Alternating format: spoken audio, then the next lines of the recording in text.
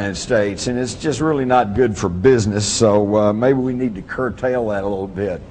Now that was 1975, and I asked some of you older folks here about my age, do we have more or less democracy in the United States today? Seems like that they're getting what they want. You might also notice that I found it interesting, the logo of the Trilateral Commission looks suspiciously like a stylized swastika. And that may not be my imagination, as you will soon see. Senator Barry Goldwater, in his book, With No Apologies, just flat stated that the Trilateral Commission is intended to be the vehicle for multinational consolidation of the commercial banking interest by seizing control of the political government of the United States.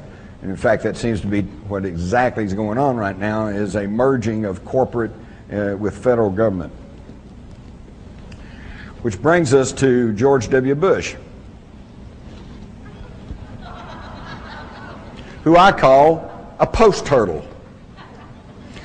Some of you say, what's a post-turtle? Well, that's a term we have down in Texas.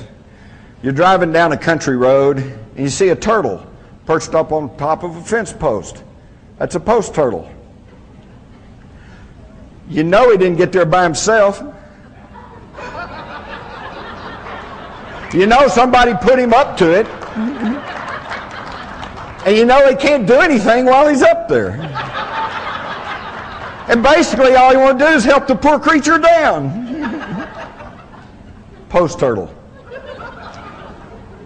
If it wasn't so serious about what's going on, it really would be pretty laughable.